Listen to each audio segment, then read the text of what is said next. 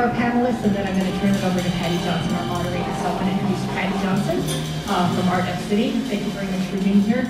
Irving Sandler, Walter Robinson, Max Kozloff, Joyce Kozloff, and Joe Amrhein. Thank you all so much. We're really happy that you're here.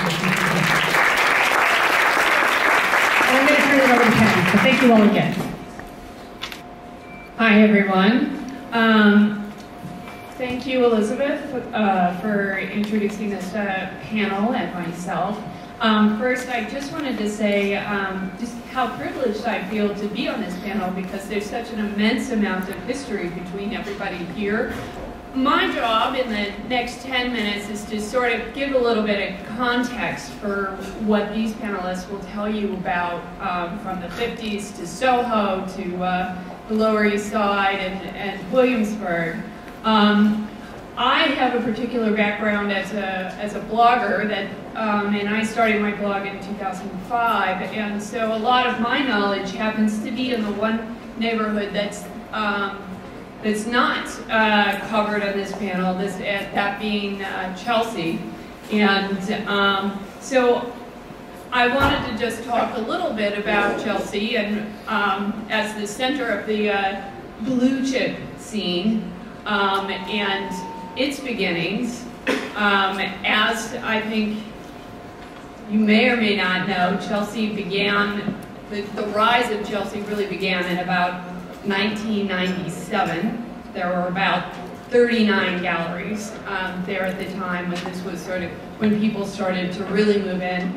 And there were artists there as well, and some of those studios remain. Ross Bleckner, for example, and Sean Scully, as far as I know, still have their studios there. And this neighborhood was very appealing to people because, one, it allowed galleries to escape some of the foot traffic that was driving them out of Soho, and also I think 57th Street, also the rise of retail and foot traffic forced certain galleries out of those neighborhoods. So Barbara Gladstone is a pretty good example of someone who moved in the 1980s out of 57th Street because the retail scene became too much. Now, of course, now we're in a situation where Chelsea galleries are not getting priced out by retail, but by condo developers. And I think that is sort of indicative, not necessarily of a New York history as a whole, but where we're at now, where developers really have a they really have a lot of say in what work. They really have a lot of say in terms of what the price of buildings is going to be, and you know, artists sometimes are not able to fight back against that. So immediately to my right, we have Irving Sandler. Irving, take it away. We'll just run the slides. They're all identified. I don't think I have to say more about them. Beginning with Joe Mitchell. The so-called gesture or action painting. Her work, I think, is familiar to all of you, or most of you here. Just running through. This is the kind of so-called action or gesture painting that was done in the 1950s. Keep it moving. Cats. And I'm just giving you a sense of the range of the work.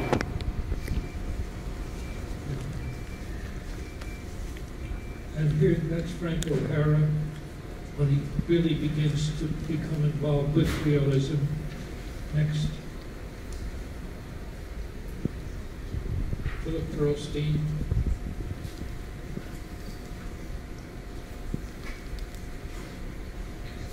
That's me.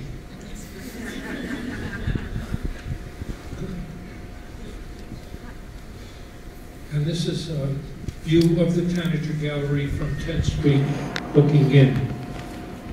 I just want to begin, there we have it again, that looks like the cooling on the stoop there. I can't see who he's talking to.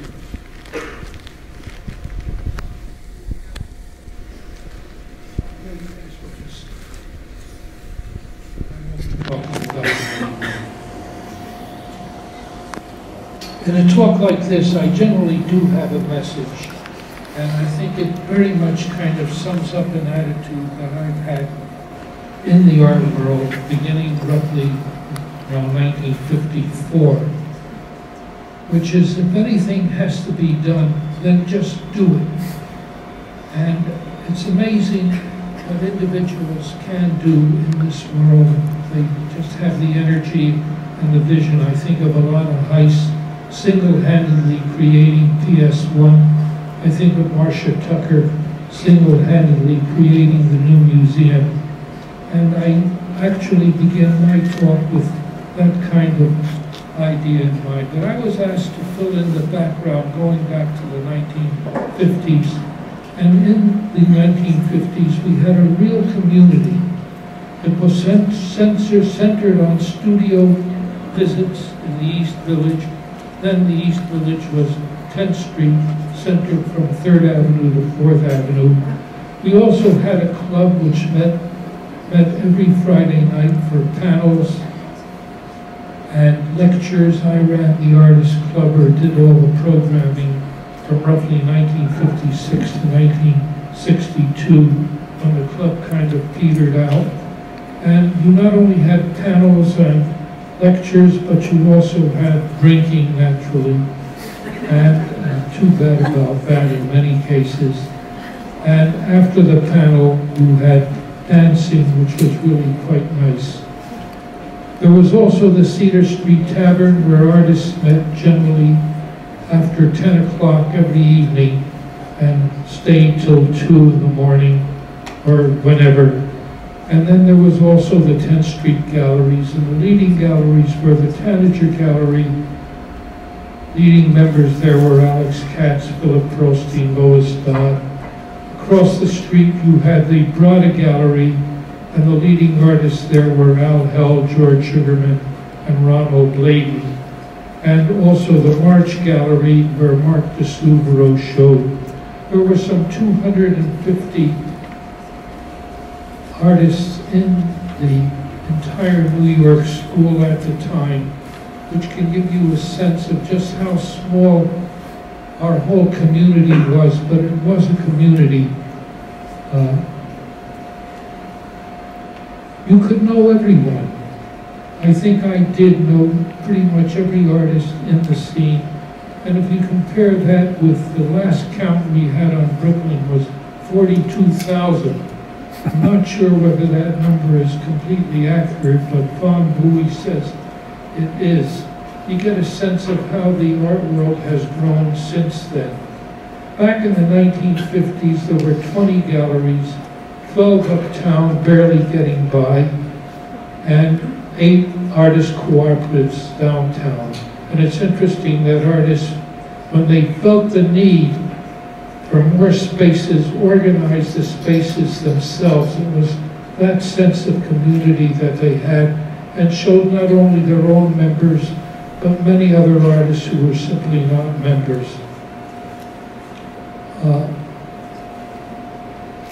The center of world art then, as far as we were concerned, was Manhattan. You didn't have to look outside of Manhattan, because as far as we were concerned, there was nothing terribly interesting going on in the rest of the world. And if it was, it would eventually come to us. And you think of the global art world today. There were only 2 mediums then, painting and sculpture, compared with painting, sculpture, photography, video, film, environments, performances, and what have you today. We had only 2 publications, Art News and Arts, compared to the dozens today. And we could pretty much follow everything going on in the world compared to the information overload today. And I do think personally that that overload made our way of viewing different. Then you could go into one of the 20 galleries and you could sit and you could really experience the world sort of quietly in some depth. I find now with our 600 galleries plus that I moved from gallery to gallery rather quickly looking for information and, of course, constantly involved in information overload. I believe that somehow in the period from 1950 to our own time, our perception of art has changed, although I'll leave that open for discussion. One of the most important things that made the difference between the 1950s and today were rents. My rent throughout the late 1950s was $17 a month. I had 3 rooms. There was a toilet in the hall, but it was locked. I had my own lock. You could get a good studio for $30 a month. I mean, a really fine studio. And if you're living high off the hog, you could get by with $40. That meant that at $1 an hour, which was part-time wages then, you could pay your rent from 30 to 40 hours a month of part-time work. And you can immediately, all of you out there, see the difference between your situation today. Although we were all impoverished, I think we had it far better than young artists today spending the $1,000 plus that they do on rents. There was no art market to speak of until roughly 1958.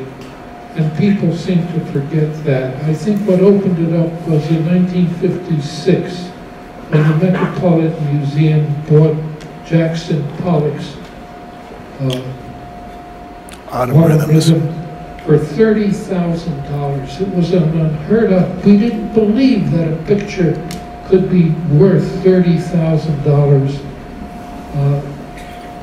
The market itself didn't begin to open up until roughly 1959, when a very important show called the New American Painting went to Europe and literally stunned the Europeans into thinking that somehow the New York school had replaced the School of Paris as the leading avant-garde movement in the country, but we didn't really get any kind of a market that could compare to the market today until the Skull Auction, an auction of contemporary art in 1973, which brought $2 million, again an unheard of fee,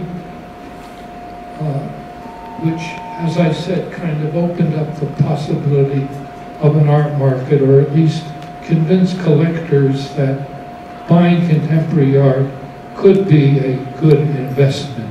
Again, about the art market, I worked for the Tanager Gallery from 1956 to roughly 1959. And I worked very hard running this gallery and hoping to sell work. And in the 3 years that I worked for the Tanager Gallery, I managed to sell only 1 work of art. And nobody expected me to do any better. And that sale itself that I've written about in my first memoir, Sweeper Up After Artist, I just want to recount again here, because I think it indicates the attitude we had towards selling, towards the market, and even the idea that if you sold too much, selling meant selling out. But it was a Christmas show in this tiny gallery that you saw a picture of. We had about 100 works.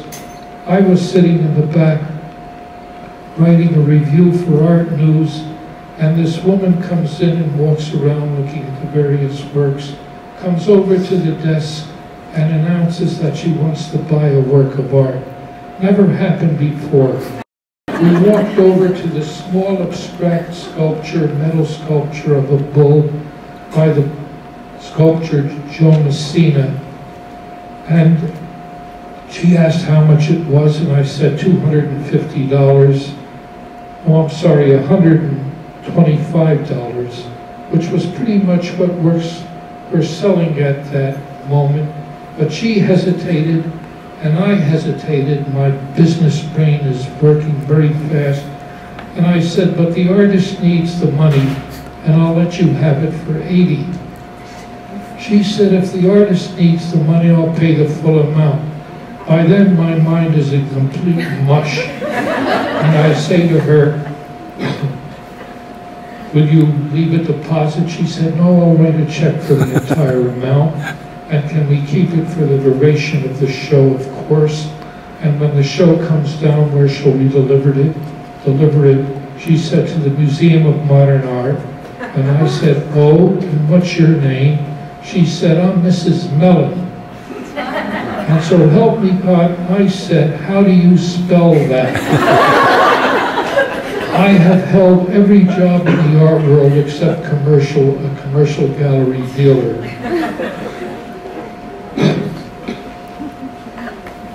I would like to very briefly, if I could find it, just talk about my kind of later career. Running the Artists Club and running the Tanager Gallery, and literally making myself available to do anything that nobody else in the art world wanted to do. As a matter of fact, the way I came to run and it's now legendary, the Artists Club, was a meeting was called in 1955. The club started in 1949. Excuse me, to disband the club. And I remember I was invited to this meeting, and I remember Elaine de Kooning saying, geez, this club's been around since '49. It's been so terrific, the panels, the lectures, the drinking, the dancing. Shame to close it down now. We can only find someone to run it. Complete silence. And I spoke up and said, I'll run it. And I ran it for another 6 years. 6 years doing the panels and the lectures. I sort of got a reputation of doing things in the art world. And later on, when the New York NISCA, New York Foundation for the Arts, came into being, I was asked to become a advisor to the council, which I was glad to do. And they asked me, what did the artist community need? And I always believed that artists knew best what the artist community needed. And the reason I was asked this by the council was because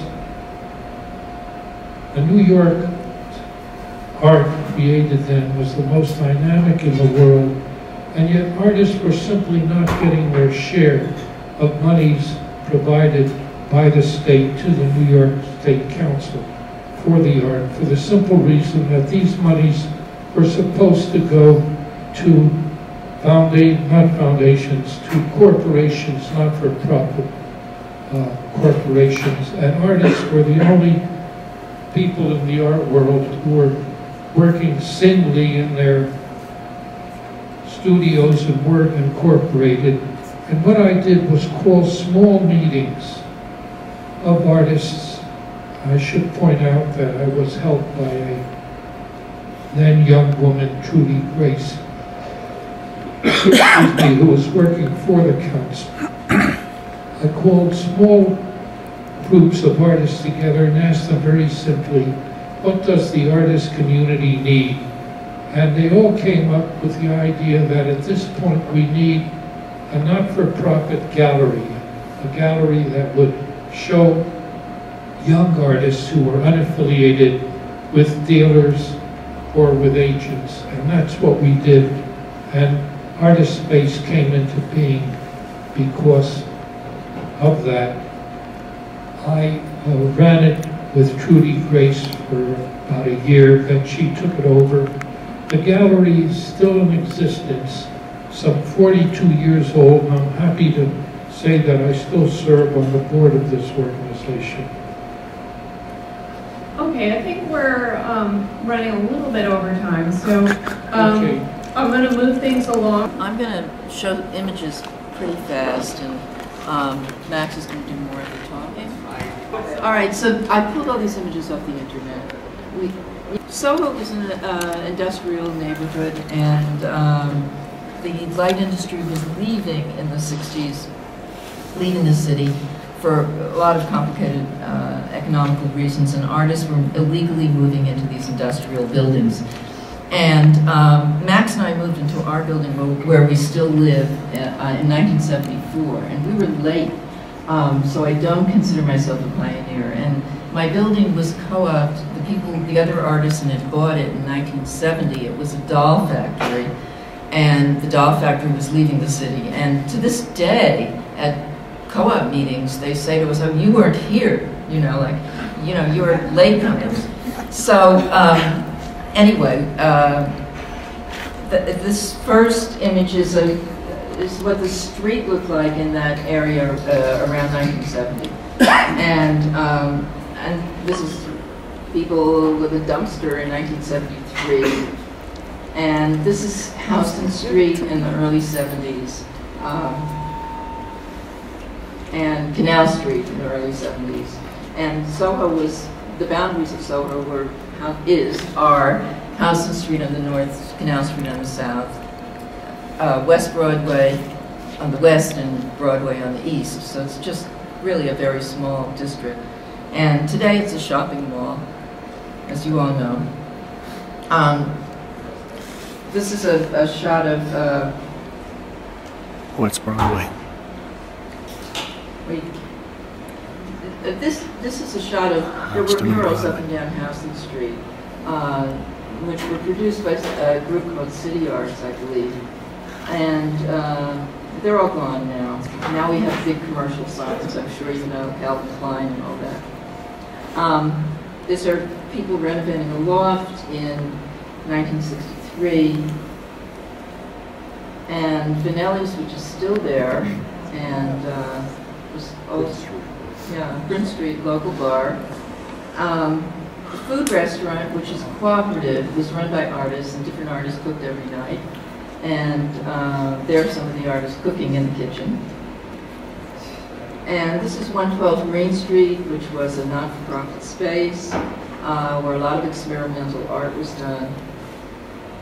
And these are three of the artists who were active there: Gordon Matta Clark, Richard Nonis, and Jeffrey Liu. And this is Jamie Canvas, which was the only art store that we all patronized. Went out of business eventually. Printed Matter, which is now in Chelsea, which was started by a group of people who wanted to, were involved with artist books and still are to this day. This is Jaime Davidovich, who lived in my building, who was involved with very early cable TV in Soho, and he called himself Dr. Videovich, and he had a program in which he interviewed all the local characters. Very droll. These two people are Camille Billups and Kareem Jennings, and Camille and her husband developed the Hatch Bishop archive of African American art, which were slides that were used by many, many people, and now I believe are at Emory College. They always lived in Soho. And this is the Heresies Collective that I was part of, a Soho-based group of women artists and in other disciplines, anthropology, history, who we met and we published a quarterly journal called Heresies on Art and Politics. And this is us at Joan Snyder's farm, a group portrait, and you may recognize some of us. And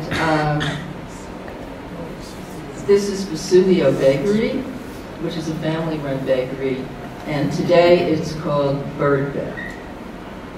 Family, finally.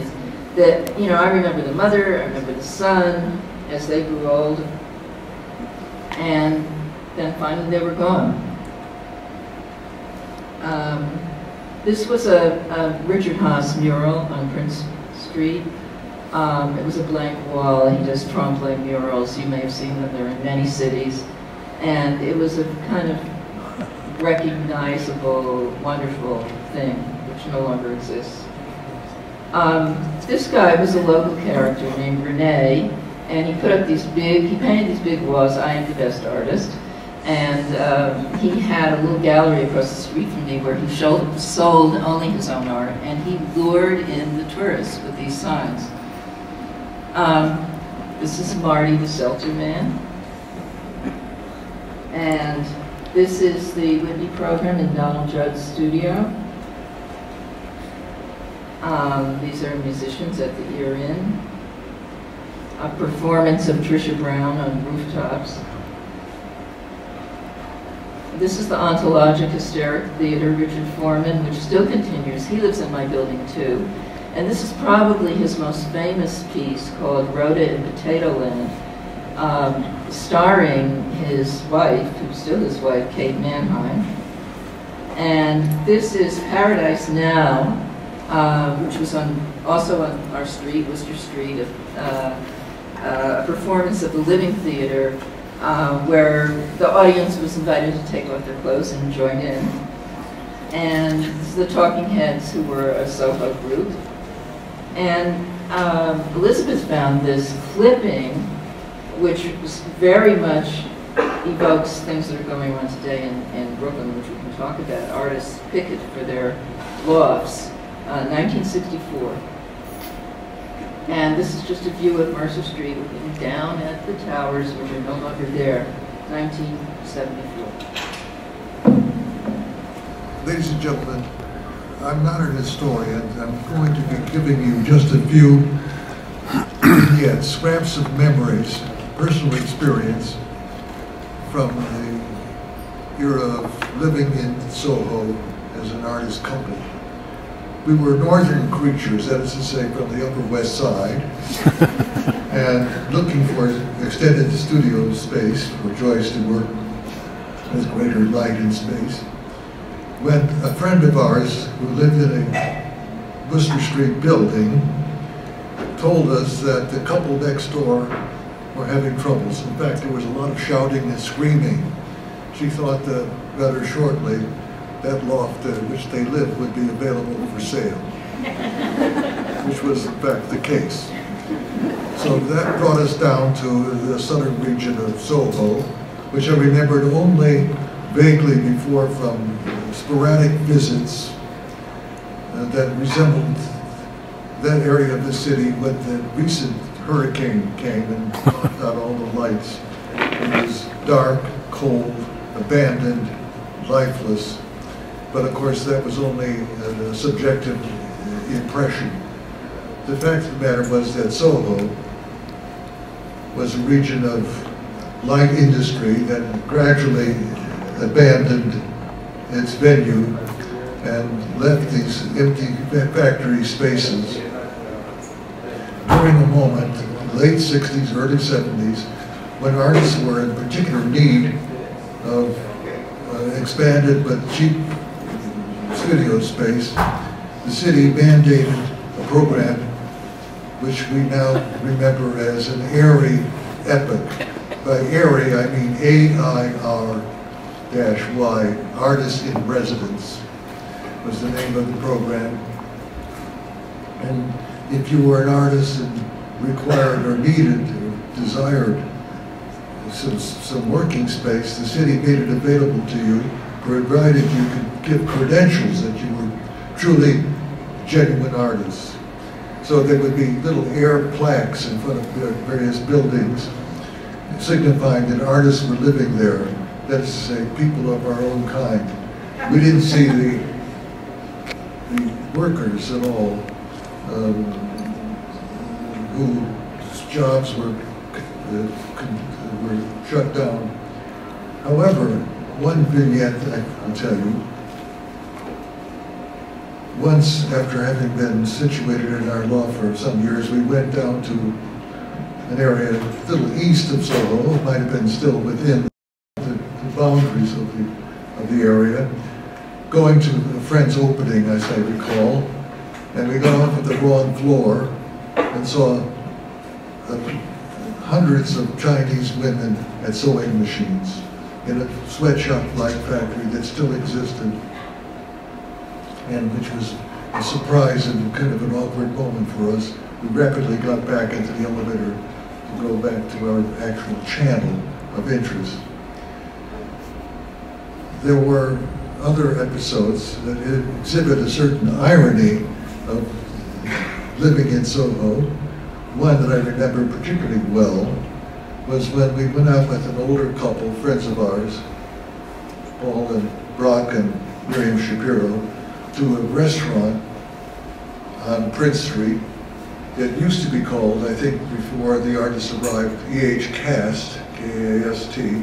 It was now called, interestingly enough, the WPA. That is to say, an emulation of the Works Progress Administration of the 1930s, which patronized a number of artists, some of whose names we know very well. There were fake Depression murals on the walls of this rather inelegant restaurant. We ordered our meal, including wine. The wine steward, or sommelier, came to serve us and took my friend's order and then looked snippishly at him with a great deal of hauteur and told us that the wine was of very little merit whatsoever, that he wouldn't recommend it. My friend was very displeased with this particular arrogant behavior, told the waiter off, saying that had it not been for the arrival a few years earlier of the artists of whom we had the honor to be members in their class, this man would not have had his job. And his pretentiousness in this regard was totally inappropriate given the fact that he was patronizing people who made it possible for restaurants like this one to exist. Now, this was a neighborhood that included, among the artists already mentioned, people like L. Held and Yvonne Rainer, people with many differing aesthetic commitments and artistic styles. They produced a hectic and exciting and flourishing artistic scene, which was spearheaded by a number of pioneering galleries. I think in particular, Paula Cooper was the beginning on West Broadway. Ivan Karp was across the street. And then there was one particular building, 420 West Broadway, where there were 4 galleries, the Leo Castelli and the Saab Gallery being prominent amongst them, producing in the mind of my boss at Art Forum, the editor-in-chief, John Copeland's, a rather memorable remark.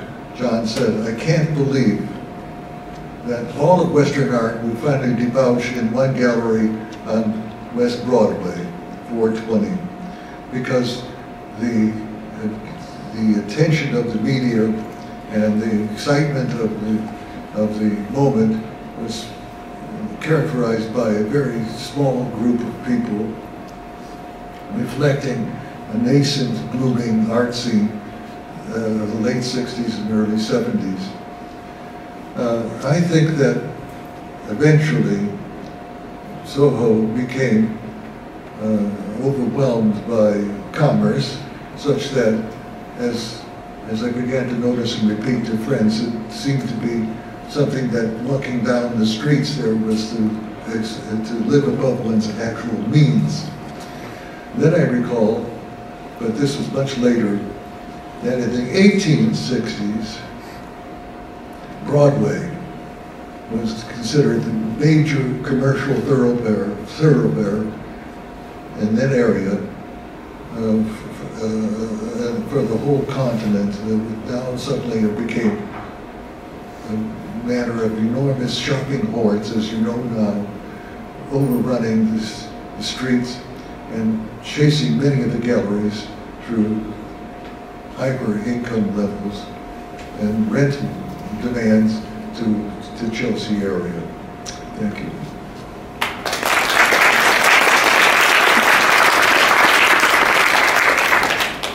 One quick quick question before we move on. The other night I was reading the New York Times from 1975, and there was a quote from an artist who lived in a Soho loft, and at this point people were already starting to move in new residents that were not artists.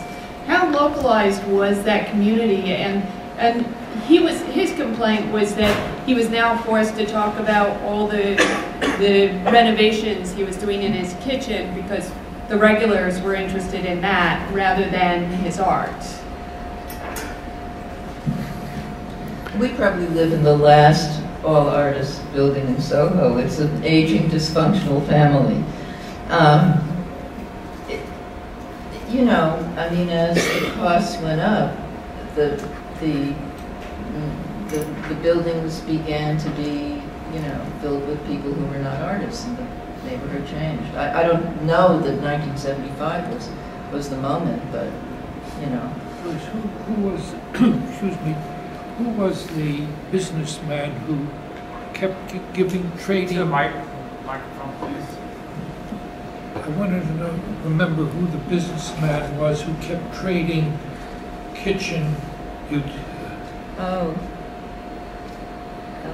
refrigerators, yeah, stoves, and the like for works of art. Best products.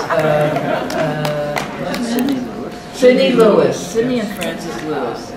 Yeah, I mean, you could trade your art for all kinds of appliances, and everybody did. So that did become a topic of discussion at the time. Yeah. It was they were really nice people. They were good art. And they developed a really good art collection. but early on. All right, Walter? I always wanted to pay for my dental work. I'm going to trade for that. It's funny. To be on a historical panel because I had a very ahistorical consciousness. I had no sense that I was making any kind of history. It was, I think I was idealistic, but it was also about having fun and thinking of something to do. Otherwise, if I'd known I was making history, I would have taken more pictures, you know, because I'm like the other people here. I had tons of slides, and none of them are remotely relevant to this talk. So I'm here basically to talk about two things: the real estate show, which happened in 1980, and the East Village scene, which, you know, for me ran from about 82 to 85, and. You know, I lived in Soho also in the 80s, and in the 70s, and Soho had reached a kind of, it was full. It seemed full, and it was the era of alternative spaces and new mediums and interdisciplinary art. There was I ran a magazine then, and we did a video issue, we did a performance art issue, we did an artist books issue. I don't think we did dance, but you could get money from the government. The New York State Council on the Arts and the NEA would give people money. It was the era of alternative spaces, and these arts administrators were getting money to do things for artists. And a bunch of artists in my crowd decided to form an organization and get some of that money for ourselves, and that was Collaborative Projects, and that started at the end of the 70s.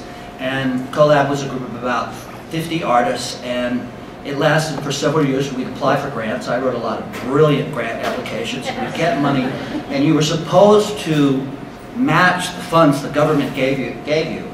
And we had no way of raising money from anybody else, and we would match the money with in-kind services. That means your own work.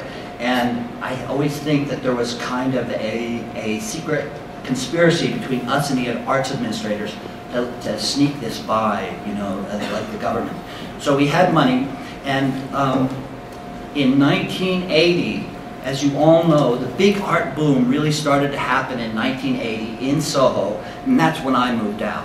So I came home one day, and I don't know, there's something happened. So I moved to Ludlow Street, and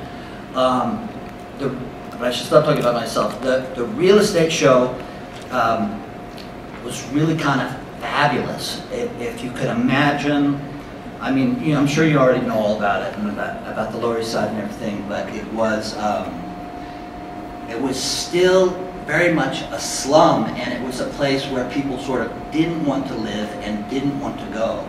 So there was, this happened on New Year's Eve, 1980, and that's the building, 123 Delancey Street, and the idea was that this is a city-owned building that's been sitting there vacant, and it should be opened up as an art center or something for artists to show their work. So what this gang of artists did, and I was only sort of tangentially connected to it, but what we did was we broke into the building and installed an art show.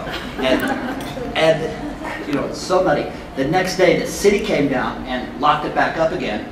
It started, I suppose, with Gracie Mansion's Lou Division, her show in her bathroom, and what else do I have here? There's some of the galleries.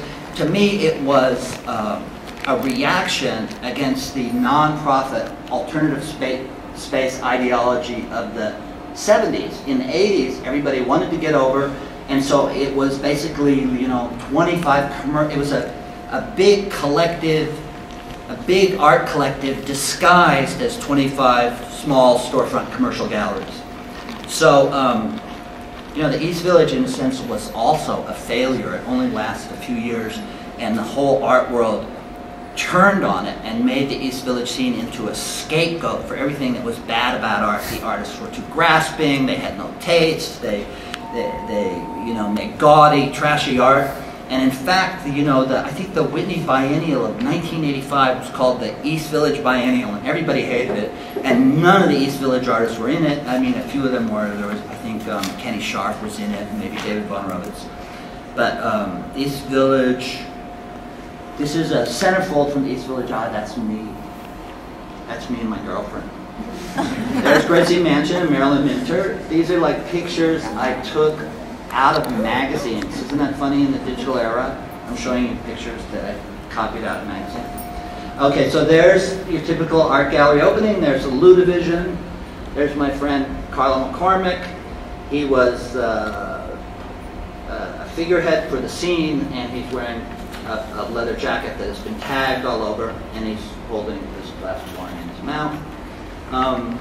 Okay, so in 1983, this is the event that really kicked off the East Village in my mind as something that was going to happen, and it was at this little coffee shop on, I think, 10th Street, and it was 14 shows in 14 days, and Carlo curated it, and every day an artist would haul their stuff in there, install it for one day, and then take it away, and the next artist would come. And I always thought, with that kind of energy, you know, something must be happening.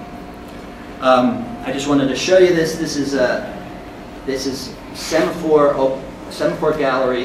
It was in Soho, but it opened a second gallery at Avenue B and 10th Street, and it was a show of light boxes of Seng Huang-Chi's photos of Keith Haring's subway drawings.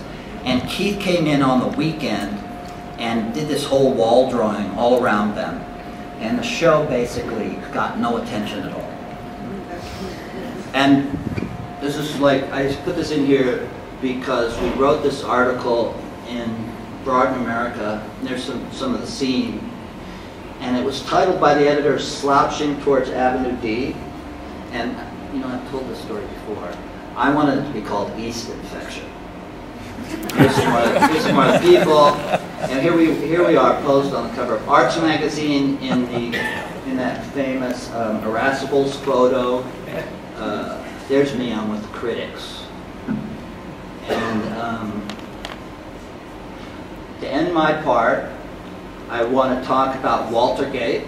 I wrote for the East Village Eye under the name Walter Windshield. It was a joke because it'd be like, Walter. And for one of the columns, I reprinted all these press releases and didn't say they were press releases. And 2 people wrote in, including Barbara, complaining that we were publishing press releases as our own prose, and I couldn't find the next month's issue where two people wrote in defending me, including my friend Joe Amrhein defended me. And so that was the high point of my career in the East Village, Walter, and voila. Thank you. Thanks, Walter, and thank you, Bric, for inviting us here. Well, I came to New York, to Brooklyn in '87, out of Los Angeles, and so I was coming into Williamsburg in Brooklyn when things were really starting to happen. There were a lot of pioneers before me. Williamsburg was really starting to develop really early 80s, even the late 70s, when everything was going on East Village and Soho was going on. A lot of artists were going to Williamsburg because there were so many abandoned spaces and available spaces. It was really a raw, rundown, left alone, forgotten place. There was inhabitants, there were people that were living there in different areas, but there was a waterfront area. There's a lot of areas that were very available for artists to find and develop spaces illegally or legally, however it would work. And a lot of artists would come into Williamsburg and develop large shows, big shows, take apart buildings. Even in '82, there was a large show set up All Fools Day. There are big events that Williamsburg and Brooklyn became known for, these big shows, these big events, big happenings. And galleries started opening then, and the first gallery really that had some notoriety was Place Apart in 1983. So these things were going on when East Village was happening, so it was really strong, and artists were developing this area.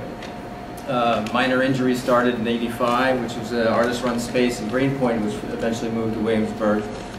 And Leda's Flom was really the first commercial-run space, which opened up in 1987, started showing Amy Sohn and people like this, who were part of the neighborhood. A lot of artists that were coming into the neighborhood early were Bruce Pearson and Mike Ballou, Ethan Pettit and Gene Blackburn, and even earlier than that were Harry Hoberman and Robin Pearl, Amy Sohn, like I said, and Chris Martin, Fred Tomaselli and Fred Valentine. So there's a wide variety of interest starting to happen in Williamsburg in the early 80s. Imminence Algus Gallery opened in '89 along with Brand Name Damages. These were galleries that were Brand Name Damages and also Minor Injury were more artist-run spaces, developing their own programs and ideas.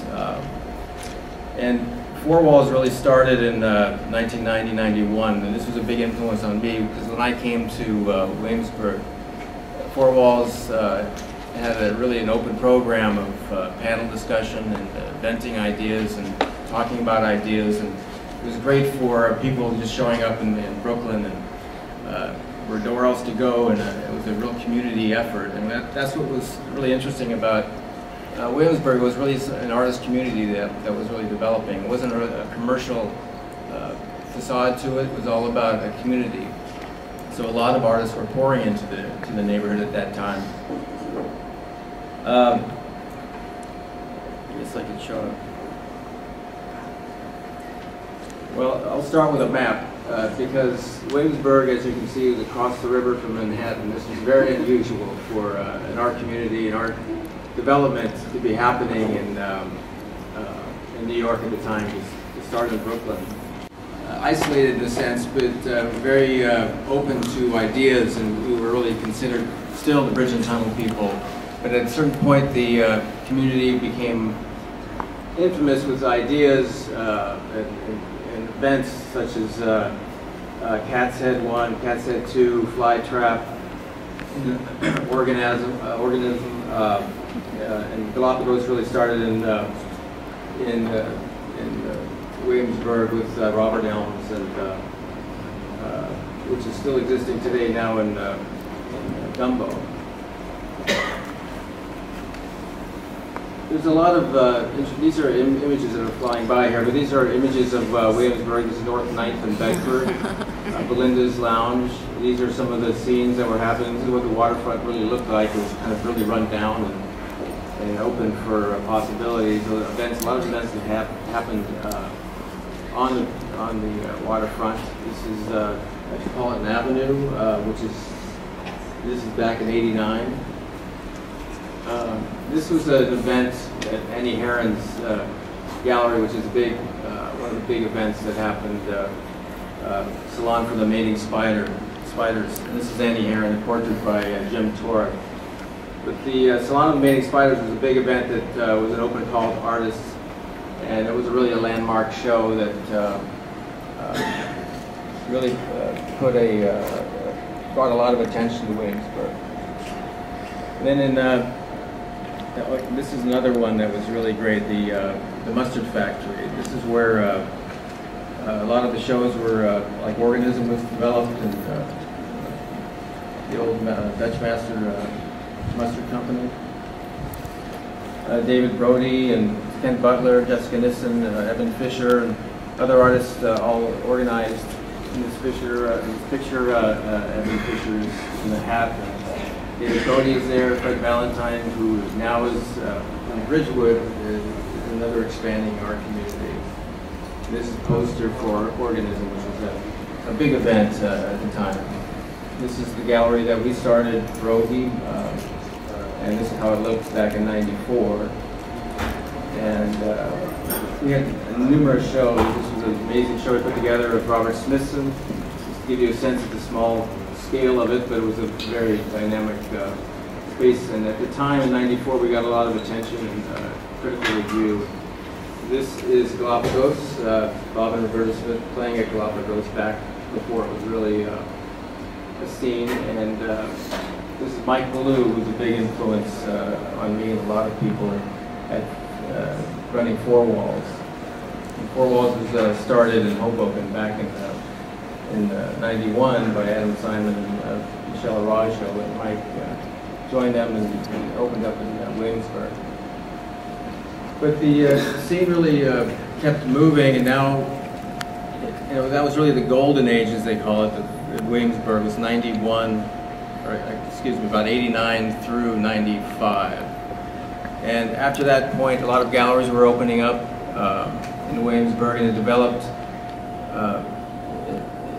a very strong force and brought a lot of people to Brooklyn.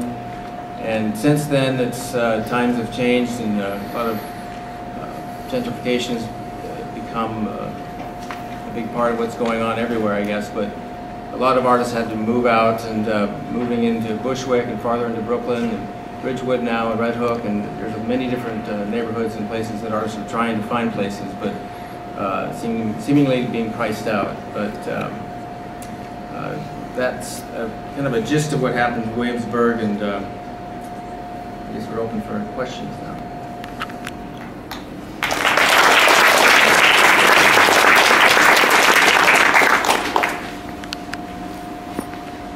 Well, I'd like to begin with a single question to all of you.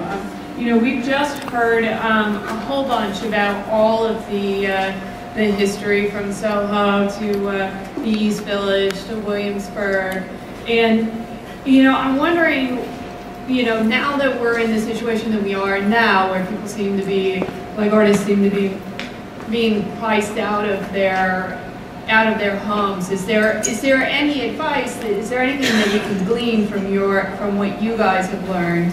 I mean, are we all just going to have to move to Detroit, or you know, what's the history here? How do we stay in our homes?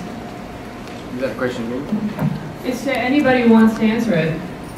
Well, I get a lot of artists asking me that question about where they're going to go next, because a lot of neighborhoods, their demise has been because of real estate and costs, and artists not being able to live there. And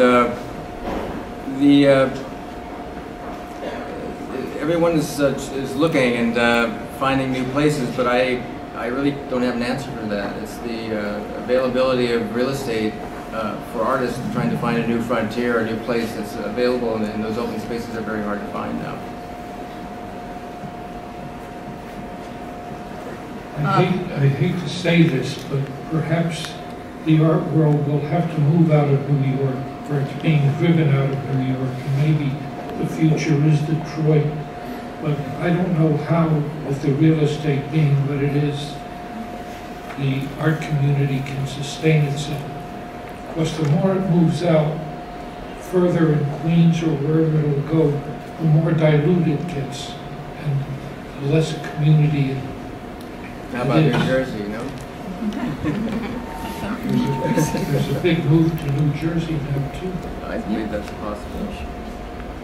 You know, the artists have been the shock troops of gentrification for many, many generations.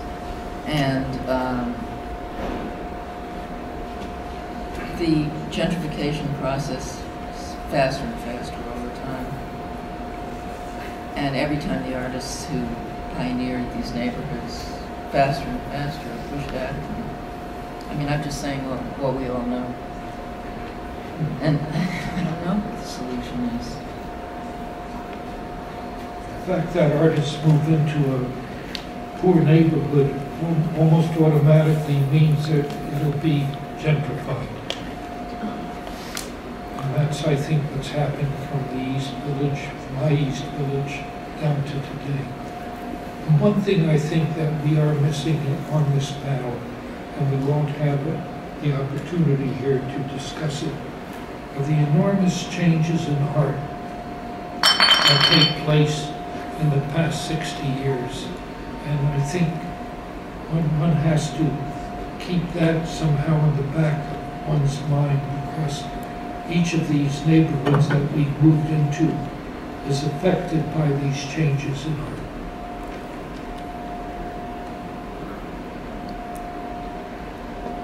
Do we have any questions from the audience? Yes. Yes. For Joe, how I understand you bought the building where Pierogi was. Did you do it at the time you opened the gallery? Later on, I mean, prices were certainly, with the 2020 hindsight of 2015, prices were semi-reasonable, not just when you opened it in 1994, but maybe for a few years after that.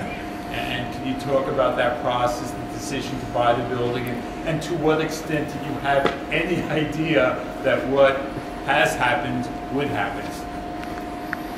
Well, being an artist for going through different neighborhoods and developing, and from LA and coming here to New York, you realize that these neighborhoods, it's great to get a foothold if it's possible.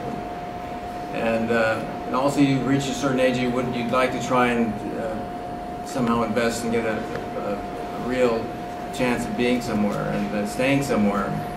So we had the opportunity, my wife and I, to buy the building next to the first space that we had.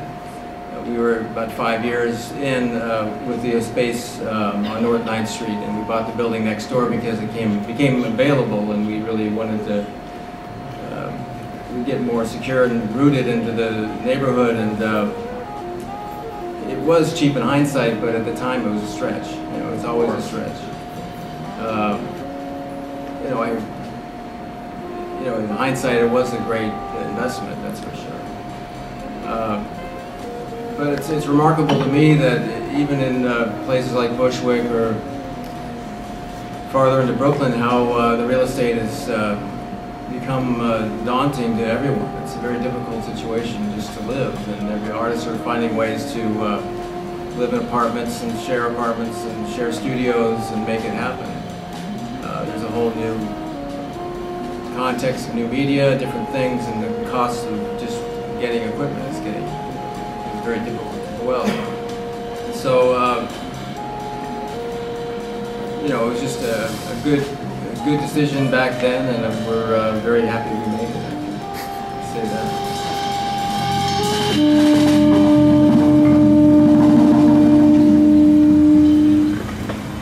Well, thank you.